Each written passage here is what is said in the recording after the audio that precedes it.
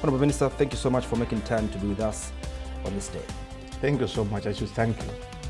I think on a lighter note, Happy New Year, and your New Year seems to be very good because you've managed to deliver victory in all the campaigns that you've been appointed as campaign manager. Obviously, this shows the confidence that the party has in your political strategy as a member of the Upnd. Yeah, indeed. And thank you very much for the compliments. Otherwise, even when Kawamba said, I think the best gift we can give to the UPND in the new year is by producing a member of parliament. So definitely I was very, very excited. If there was an election that really I was excited on, it's Kawamba, because that was around the, I think 24th, when we were celebrating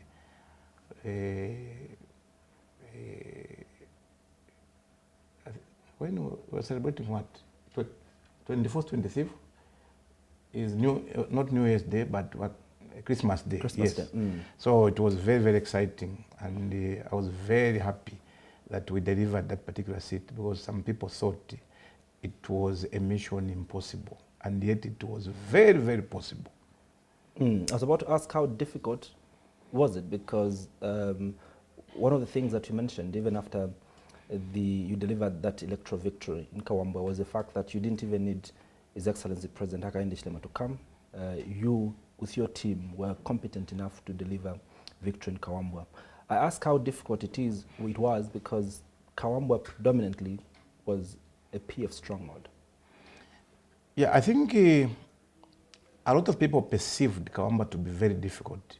But I think for us who were there, I will tell you that it was not so difficult, because I think one of the things that I knew was that previously it was very difficult for any other political party to campaign in Kawamba. And I think this is what people should understand. Sometimes you lose an election because you don't have an opportunity to meet the voters. Now, we had an opportunity for us to sell our message. We had an opportunity for us to bring people together so that they can buy into our message and also our ideas, our manifesto.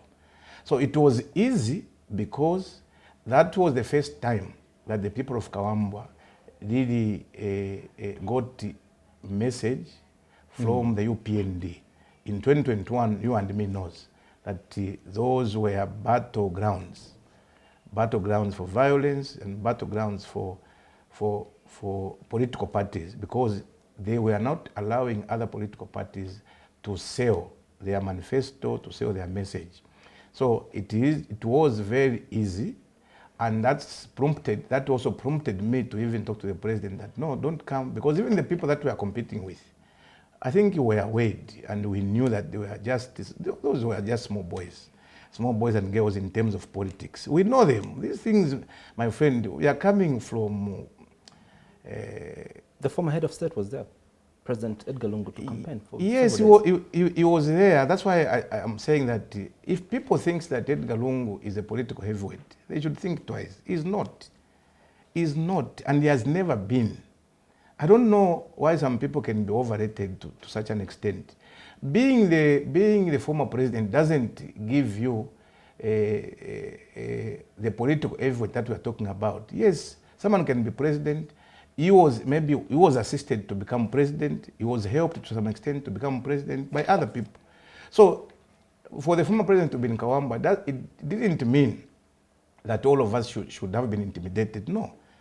As I said earlier, the message was very clear. Now, why they were not factors in Kawamba, it's because I think we saw their rallies. What they were talking about was only, what you can only see there was bitterness. They couldn't even concentrate on issues that people need to have understood. They were just saying, Hakainde this government, this. So, and the people didn't want to hear such a message. People wanted to hear a message of hope. How are we going to sort out the issue of fertilizer? How are we going to make or rehabilitate their roads? How are we going to improve on the welfare, just the general welfare of the people? That's the message that people would want to hear. But if you waste your time, an hour or two, just discussing Nkandu, discussing President HH, discussing a political party, then you've really misplaced your priorities. So that's why I'm saying that it was not difficult, because we analyzed their message, and their message was very, very blank. So I think for me that was important to say that President HH, don't even come here, because the message that we have delivered to the people of Kawamba was enough to win that election. All you need to do is to come and thank the people of Kawamba for giving us the first member of parliament in Luapula province. There's a lot of allegations that have been raised against your persona, Honorable Elvis Nkandu, but also a lot of allegations that have been raised against the Electoral Commission itself, and just how elections have been conducted, especially when you're a campaign manager. I'll give you an example of the latest report from from Transparency International Zambia. They highlight that the reason for why you could have potentially won these elections was because there was several incidents of vote buying through the provision of food items, cash, transport services, among others. And according to them, they said this compromised the integrity of the election. Are you going to say that you delivered for your party a Christmas gift when the integrity of these elections is highly questionable, Honorable? Yeah, I'll repeat myself. That was a very, very good gift on Christmas Day, I would say, to the Upnd. When we are talking about, first let me respect the opinion of the TIZ. I respect their opinion, because each and every individual organization are entitled to their own opinion. So I do respect their opinion. But what I want, as I respect their opinion, this is where I'm coming. As I respect their opinion, one thing that they should understand, and I will not shy to say it, is that when we have members who have lost a membership card, or in this case, they have lost the voters' cards. Those are our members, our supporters. If they are referring to that, then TIZ should also look at this issue critically. These are the members that were transported to another district, not in Kawamba, to go and get the voters' card that they had lost. And the ECZ had made it very clear. I'm not the spokesperson of ECZ, and I'm not comment on the issues of ECZ, how credible they are and what. I think they have their own spokespeople that could talk about that. But I think for me, there was a meeting that was called by ECZ, that those that have lost voters' cards, they have every reason, they are at liberty to go and get and replace a voter's card. And I think this is an issue that has been talked about by other political parties. ECZ does not stop anyone from replacing a voter's card which he or she has lost. So what we did was, after we knew that some of our supporters had lost their voter's card, we transported them to Ncherenge to go and get the voter's cards. Equally, a Fred member also of the Socialist Party transported their people to Ncherenge to go and get their voter's card. Could that be tantamount to corruption? I think it's no. It's like the ECZ is telling us that tell your people to come and vote.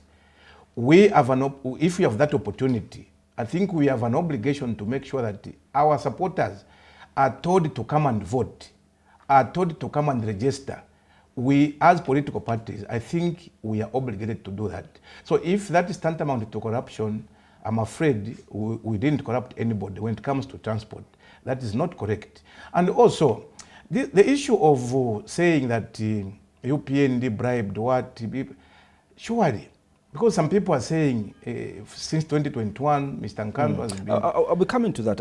I want us to be very specific in pointing out some of the issues that TIZ raises. Okay. Maybe in short, let me just simply say that we didn't bribe anybody. We just transported our people to Ncherenge to go and replace their voters' cards. Equally, other political parties did the same. Let's talk about this other thing that they're mentioning here. They say that, for example, there were incidences of senior government officials from the ruling UPND party engaging in practice of dishing out 50 kwatas and other gifts to the electorate under the guise of empowering citizens. Did you dish out 50 kwatas, Honorable Minister? If there is a government that really understands the rule of law, which also respects the law of law, it's this government. I think Zambian people are very much aware. We didn't empower anybody in Kawambwa. Did you give out 50 kwachas? The empowerment of the ministry, for instance, we give out motorbikes, we give out sports equipment, we give out all sorts of empowerment, even grants. And grants ranges between 500 to 5,000. So if someone is talking about 50 kwacha, the ministry does not empower people with 50 kwachas. We don't do that. Equally, as senior government officials, we didn't empower anybody in Kawambwa with a 50 kwacha. If maybe someone was seen giving 50 kwacha to someone, we don't know what was that meant for. But I think by and large, we didn't empower people with 50 kwachas.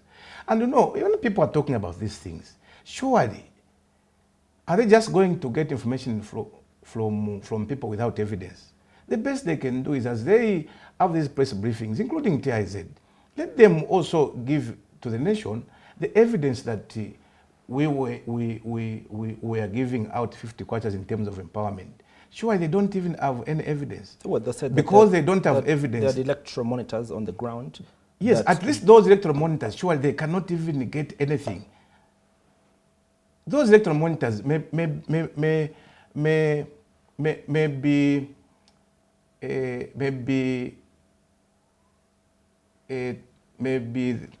what do I want to say? Maybe these are monitors who we may refer to as political inclined to some extent, because if really there was something like that, obviously they could even have taken some pictures just to show that indeed these people had engaged themselves in malpractices. Are you accusing TIZ of politically being inclined? No, I'm not accusing anybody. I'm accusing those monitors. These are monitors, because you know these monitors, are you telling me that when you're a monitor, for instance, you may work with Diamond TV, but I think you may be inclined to a certain political party. So this is what I'm saying. Even those monitors, you can imagine, we had about more than 50-something polling stations. And for TIZ to come up with those monitors, who are about 50-something in polling stations of 57, surely you are telling me that they may not be politically inclined to a certain political party. So it depends where you are getting this information from. If you are getting this information from a politically inclined person, you malign anybody that you want to malign. But the fact is, we didn't empower anybody with 50 kwachas in Kawambwa. That is not correct. So I think they need to look at their facts properly, so that they come up with... So far from the allegations that they've raised, you've rubbished all of them, and you said that they lack evidence. Also, another allegation was that did you roll out any government programs to induce voters to vote for the ruling Upnd? I think from the word go, I said no. We are law-abiding citizens. We know that when we are having a by-election in a certain district, we can't roll out empowerment programs. And we didn't do that. We didn't do that. If we had wanted to roll out some programs, we would have done them in either Ncherenge, Mwense, where there are no by-elections. So we are aware that that may be tantamount to malpractices and also taking advantage of other political parties. So we didn't do that, and we can't do that. This is why I'm saying, my friend, if these people saw us empowering people, at least they would have brought some evidence. And the empowerment of, especially the young people, are not done in secrecy. You are aware, I've been moving from one district to another, giving out these empowerment programs. We have never been confined ourselves in a house or what. It is done publicly. And if it is done publicly, obviously someone would have captured that we are giving empowerment or rolled out empowerment programs in Kawambwa. Now, because it wasn't there, that's why they cannot even produce any evidence to such. Are you, again, I ask, so technically you're rubbishing this report? Definitely, that's what I'm doing. I'm rubbishing it because there was nothing like that. And if there was something, obviously they would have produced some evidence that really talks to that. Another issue that was of great importance is, I think what has been noted is that from the time that you won the elections as Upnd, and we've had subsequent by-elections, in nearly all the by-elections that you've put in as candidates, predominantly the candidates have been male. Any reason for why that is? No, I'm not sure. I'm not sure. But one thing that I know is that obviously candidates present themselves to a political party. So if, for instance, we have 5 males that want to contest and there is no female, do we need to go and search for that particular female who doesn't want to contest? So yes, I know that a lot of by-elections that we've won, I think we've won those by-elections with male candidates. But what I know is that maybe female candidates have not been forthcoming. And if they do that, I think obviously we're going to look at them. Did you believe your party provides for a conducive environment during which, when during which, do you have party policies that support women to be able to participate?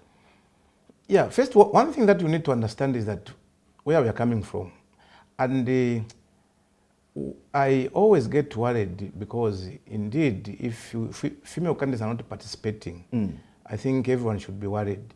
But you need also to understand where we are coming from. A lot of female candidates couldn't participate because of the violence that had engulfed this country.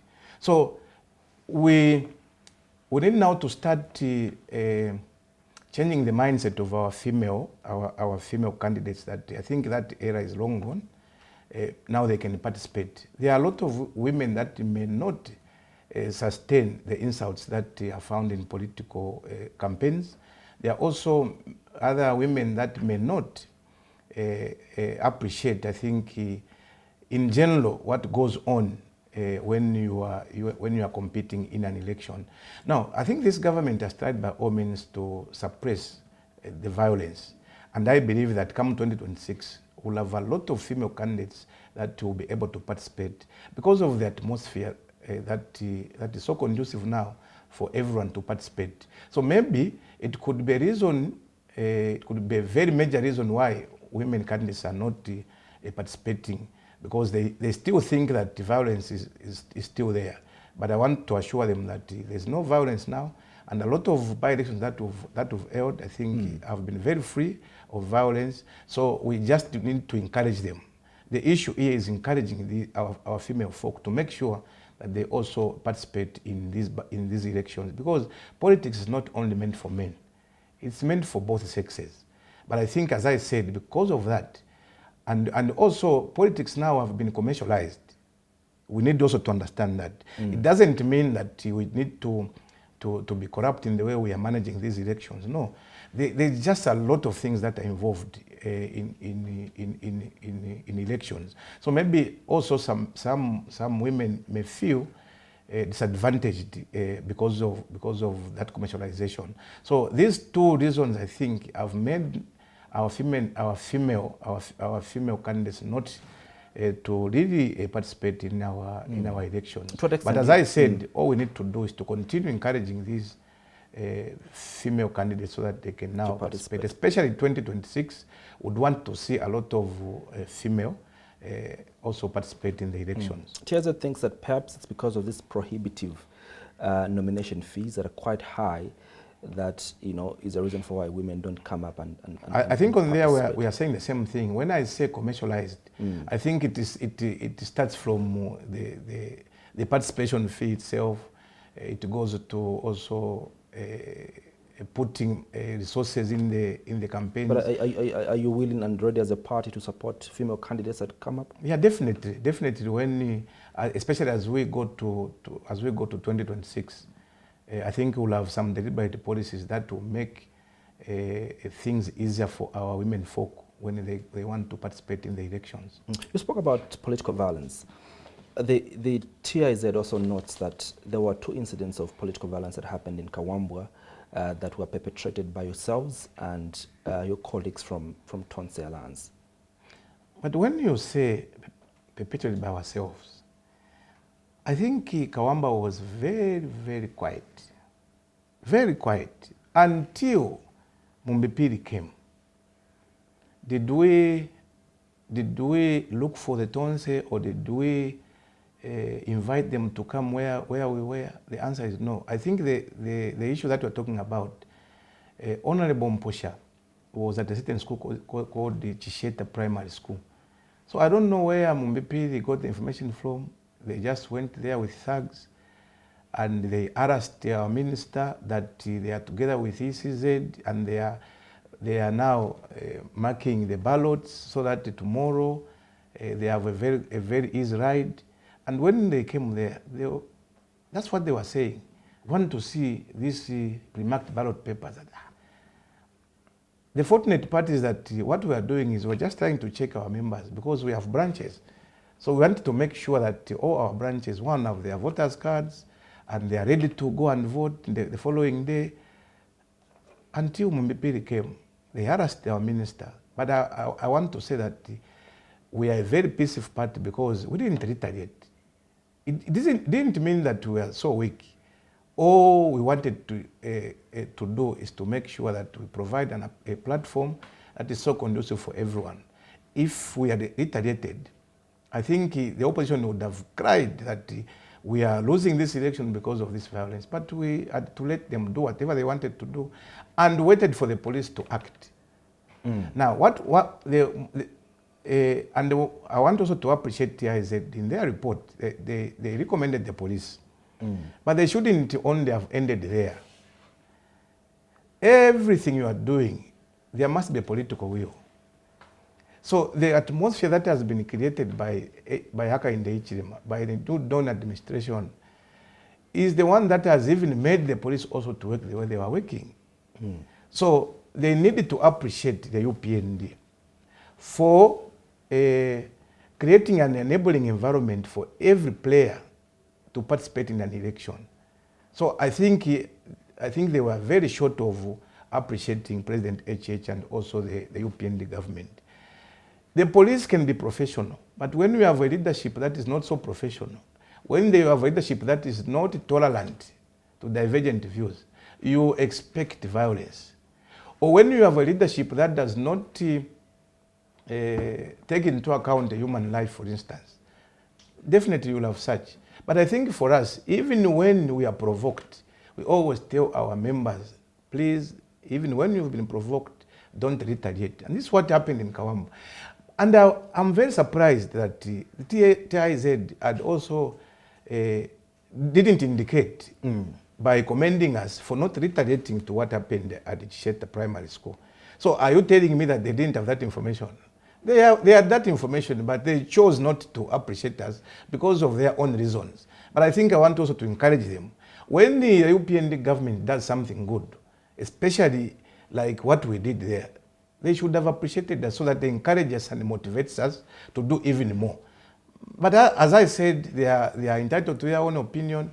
And for me, even in political parties, obviously, if they are the ones that they're getting information from, it's a sad story. But I want to believe that we are so comforted for us as New Dawn administration, as Upnd, because are you telling me that these opposition political parties will praise us?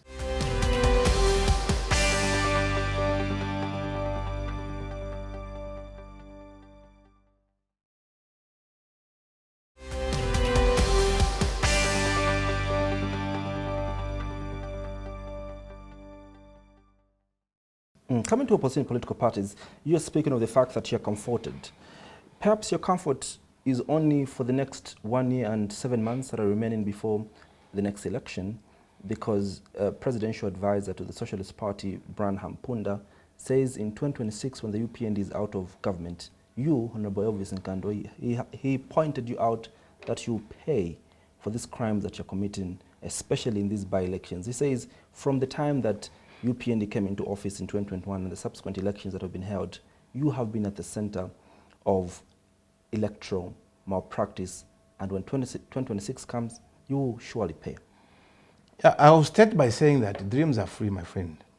Let Upnd continue dreaming. After all, he's not paying anything. So let them continue dreaming.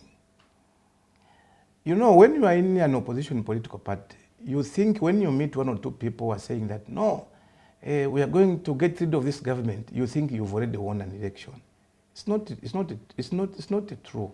And that is not correct. So let them continue dreaming for 2026. For us, his eye is on the ball. We'll continue talking to the people who matters. And the people that matters are the electorates. Another point I want also to put across is that I've been managing elections myself. I've been going to these by-elections, and I don't expect to be liked by people that have been losing.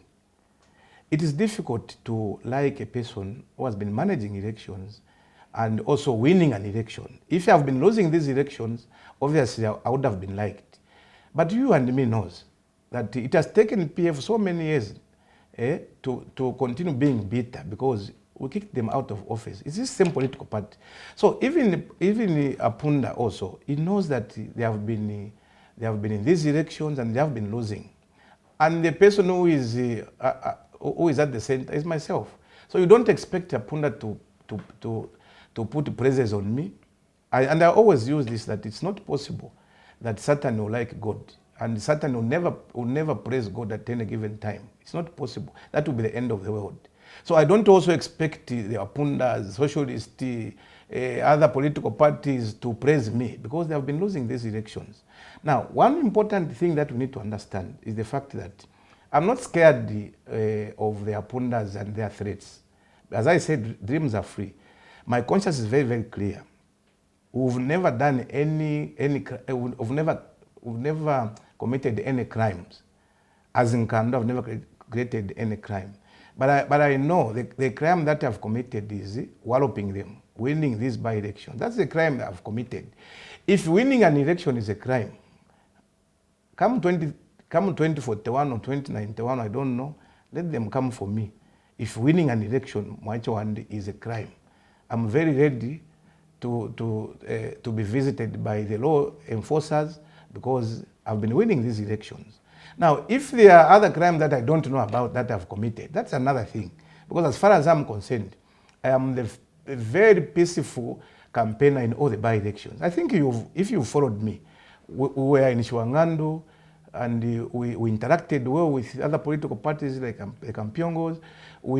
I'll give even an example of the funeral that we attended for Dandikres. Very peaceful. I always accommodate other political parties. If it was other political parties, what happened at Dandikres, they couldn't have even come closer. So this is how peaceful I am. Talk about Kawambwa. Kawambwa, in fact, I didn't even meet some of these political leaders. I didn't even meet them.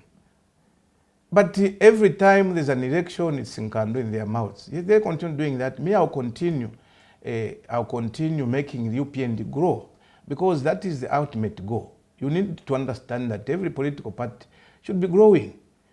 So me, I'm minister today because of the vehicle that I used, which is Upnd. I wouldn't have a minister if I didn't stand at the Upnd ticket. So I should make sure that this party grows. That's why we put more effort in making sure that we change the narrative. Even those areas where people thought that they were strongholds of other political parties, we are winning elections. But as I said, it's the message that we are talking to them about, and also things that we've done. A lot of people, and some of the people may say we haven't done anything. Then the people are living in a very different world. They are not living on earth.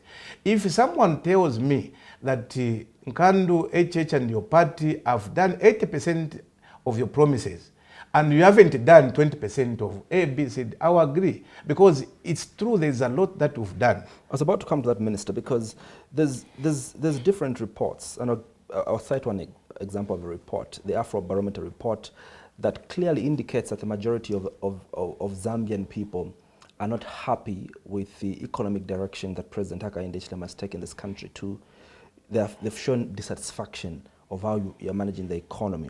I'm wondering now, Minister, What exactly are you telling these people? Because the cost of living is at its highest, inflation is high, the exchange rate is high, literally everything is gone high. The food prices are high, fuel prices are high, transport prices are high, Minister. What exactly are you telling these people? One thing that you need to understand is that if it wasn't for this government, or if the people of Zambia didn't give a chance to this government, things would have been very bad.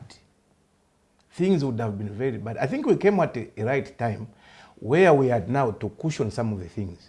So if people are saying that, yes, things like fuel and, yes, we do agree because we also live in Zambia. But I think what you need to understand is that there are a lot of interventions that have been done.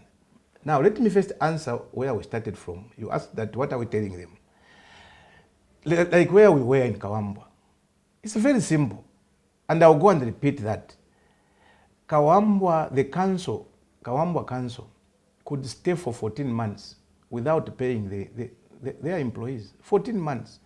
You go to Kawambwa today, not even a month that they have not been paid. Every month they are current. So obviously people will be able to understand because they are comparing and contrasting. They are comparing what used to happen in the PF where people could go for 14 months without pay. And today they are current. Obviously they take that.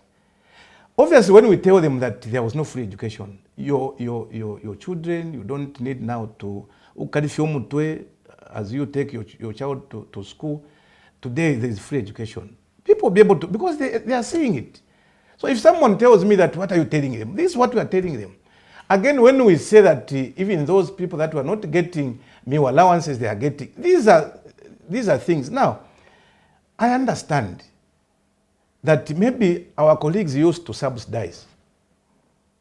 They used to subsidize. Now, sometimes it is important that you just make it very clear where you are. So these issues that we are grappling with today didn't start now. But maybe it's because of the subsidizing of things, where now we reduced for instance, in the hospital, where we couldn't even have medicine up to, I think we had the medicine up to about 30%, and today we are now at 75%. So it means that we have more medicine in the hospitals instead of subsidizing only for people with vehicles, only for people who maybe have households with electricity. So I think when we look at this, I'm not an economist, but I think there is a lot of intervention that we've done. You can imagine social cash transfer, which has been enhanced. If it wasn't that intervention, things would have been bad. Again, if it wasn't an intervention of free education, things would have been bad. If it wasn't an intervention of absorbing the unemployment levels that we've had in this country, you can imagine we have recruited a lot of civil servants. So for me, that is an intervention, because now you are removing poverty from these households by giving them jobs and they'll be able to get something. Yes, we understand that it's not everything that is okay, but I think 80% of our promises have been fulfilled. Look at the mines. The mines were dead completely. Today, people are able to find jobs in the mining towns. Are you happy with where we are today, Minister? We'll never be happy, because we want to do more. We want to do more so that some of the complaints that our people are complaining about can be reduced. And we have resolved to make sure that we reduce favorably some of these complaints. And when we're talking about food, we're not talking about, for instance, meal. The only thing that you should do is to make sure that you produce more. When you produce more, I think all of us, when we went to school, there was supply and what? Demand. And demand. So obviously, when you do have a lot of maize, you have a lot of meal, the prices will just continue reducing. So the only thing we should do is to work hard as a country. We need to just work hard. We are in this together. Yeah. When people are complaining, in fact, people need to understand that when people complain, the government is complaining, because the government is people. I was not there, but I saw pictures of yourself, pictures of Minister responsible for green economy and environment, Honorable Mposha, Minister responsible for small, medium and enterprises, Honorable Elas Mwanga. How many cabinet ministers were in Kawambwa? I think we're about seven, if not 8. If I'm not mistaken, I'm sure between 7 and 8 ministers. Are you happy that 7 cabinet ministers were in Kawambwa? Yes, for me, they were not there as cabinet ministers, first and foremost. They were there as politicians. Every politician should help its own party. When I went to Kawambwa, yes, wherever I go, the cabinet portfolio will continue being with me. But I think we need to understand and also differentiate events. That event is a political event. I'm a politician and I need to help the party win an election. So don't only look at 7 cabinet ministers. You also look at 7 politicians who are in Kawambwa. Because at the end of the day, we are politicians and we should make sure that we grow the party. And for us, we are very excited that we had 7, 8 politicians in Kawambwa who made it possible to grow the party in Kawambwa, who made it possible to have the first-born member of parliament in Kawambwa. I think the reason I ask like this is because you criticized the Patriotic Front when they were in office during by-elections that you'd have over 5 cabinet ministers camp in a by-election, which gives a false picture of what popularity really means. Because during a general election, it will be all of you by yourselves and God for all of you. And there will be no point at which 7 cabinet ministers will be seated in a constituency. Don't you think you are creating a bubble of belief that you're popular as a UPND when in fact not? If you ask me, how many members of parliament of Tonse were there? Because sometimes you just want to talk about government. You are not also talking about the other side. Because these questions that you're asking me should also be asked to others. I saw a lot of members of parliament, I think 15 of them, if I'm not mistaken, 15 of them. I can even mention, maybe for people to understand, I can even mention even 8. I saw Katambo there, I saw Mushanga there, I saw Bangor member of parliament, I saw Mambilima member of parliament, I saw First Edgar Lungu himself. I also saw Given Lubinda, Nakachinda, and other members of Katotobwe, who is for Lunga. A lot of members of parliament were there. No one talked about it. We are also members of parliament. The 7 of us who were there are also members of parliament. Why is it that we are only talking about us, not talking about them? So, and if people think that we are using government resources to go and campaign, that is not correct.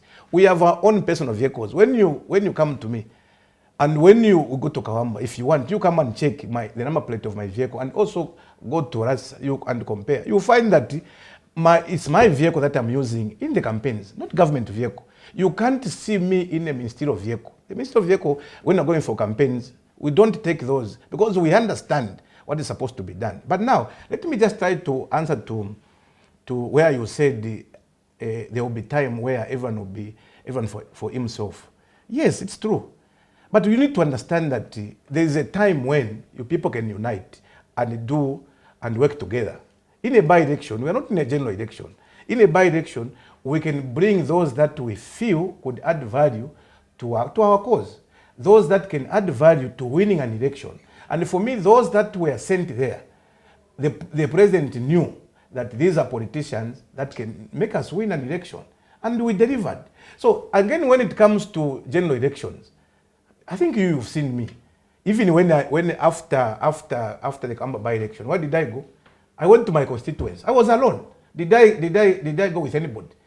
No, I went alone and continued campaigning in my constituents. No one cried foul because I was alone. And that's my constituents. So even when we come to 2026, I'll be alone. And I will not even ask for any help because I can deliver that seat myself. Mposha, wherever he is, can deliver for himself. And others can do that. So let's just talk about Kawambwa. When we talk about Kawambwa, yes, it's a by-election where we needed everyone to participate and win that election. And when it comes to 2026, definitely all of us will go to our respective constituencies and make this party win again. Many have described your party as a one-term party, that 2026 the UPND will go into oblivion. Do you believe so? I don't. And it depends on where you are getting that information from. Because you may not also believe so. Look at these political parties. Where are they going? Which president will contest against HH? Which formidable president? Amongst these that are claiming to be president of political parties, which one? They are just busy quarreling. And I want to thank Thabo Kawana for what he gave a very good advice to political parties. They sometimes cry foul, and yet they have lost time in bickering, they have lost time in quarreling. Now, when time comes, like today, they are very busy quarreling. At one point, they came together. We are going to only field one candidate. What happened? How many candidates are in Kawambu today? They can't agree on anything. But they're just busy demonizing the UPND. So when they lose Kawambu again, they will start crying foul. No, would have just fielded one candidate, what? Please, even when we are not in opposition, definitely we can advise. They should not spend much time in quarreling. They should not spend time in just talking about UPND. They should also talk about what they will come and do for the people of Zambia. I think for me that is very critical.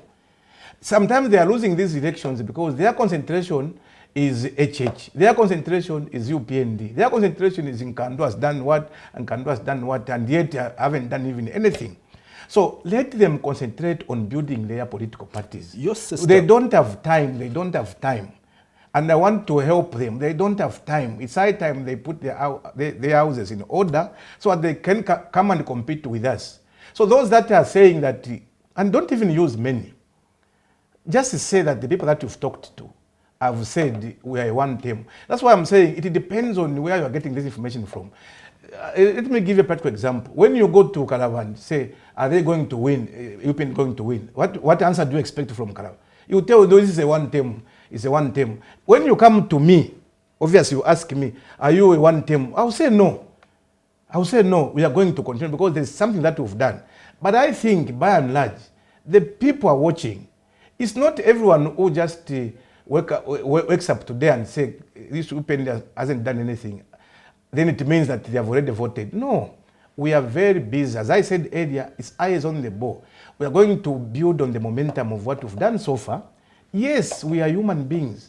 We are prone to make some mistakes.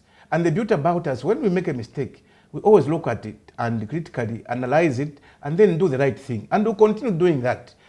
I can tell you that, for this, I'll give an example of the party in UK, which just promised 6,500 workers, and they were voted into office because of that promise of employing 6,500 workers. Today, for us, my friend, we are getting to almost 100,000+, those that we've employed in 3 years. So there is something that we've done. Now you can imagine those that have employed, the 100,000 that have been employed, if they were not employed, what would have they been doing? So these are some of the issues that people need to look at. Yes, issues will continue being there.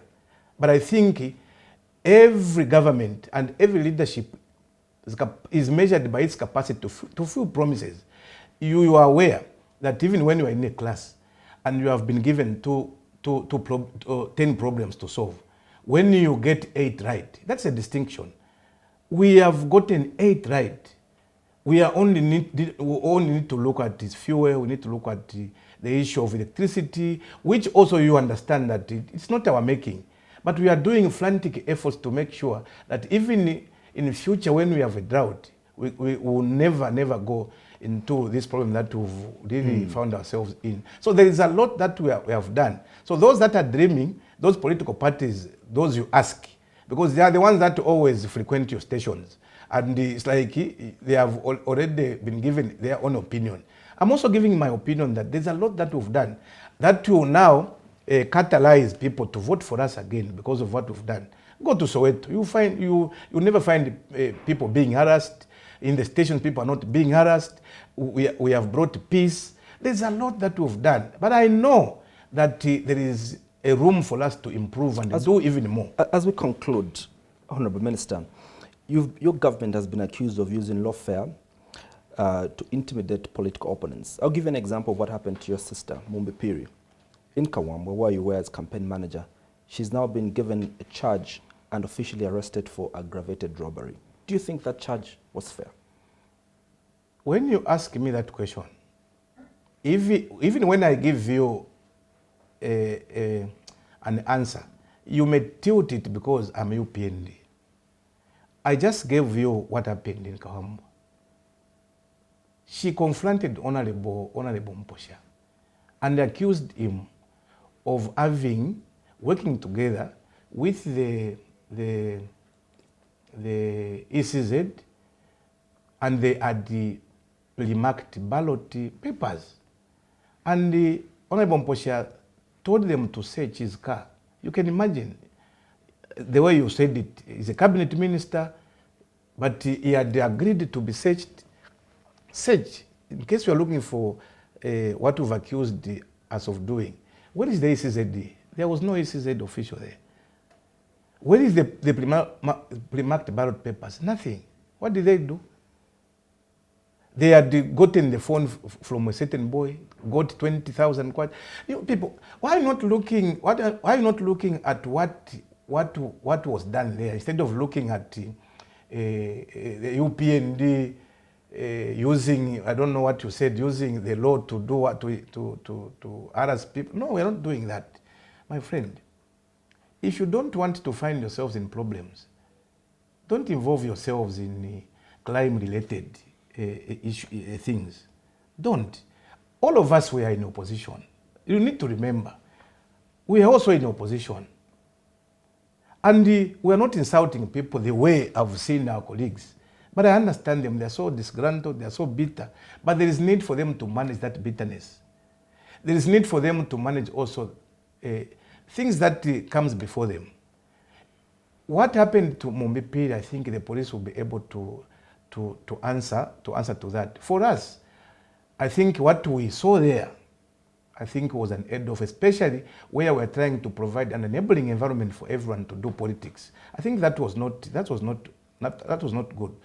I'll give also an example where someone committed a crime because someone is politically exposed. People will start talking that it's persecution. How many people have been arrested, for instance, in Kawambwe, since Kawambwe was born? Maybe for just stealing cassava or tute. How many people have you ever found out what has been happening to such individuals? People don't talk about that because is it because they are poor? But when a crime is committed by a politically exposed, then all of you start commenting on it. No, I think it's not fair.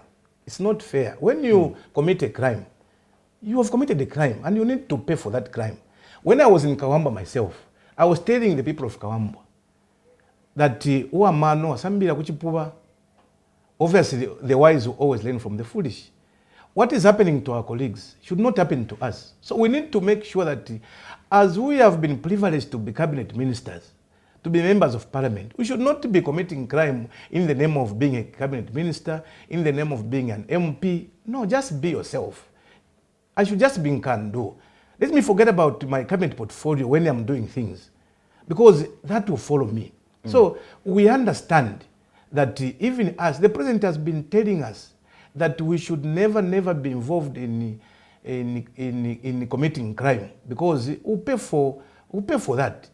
That's why you found that in by-elections they are peaceful, because previously it's the same cabinet ministers who were enticing these young people to go and stone people, to go and insult people, to go and maim people. But today, you will never find the cabinet minister doing such, because we understand that we've learned from, as I said, we need to be wise so that we learn from the foolish. We can never afford to be followed tomorrow because of something that wouldn't have done in the first place. No, Minister, thank you so much for speaking to us. You're welcome.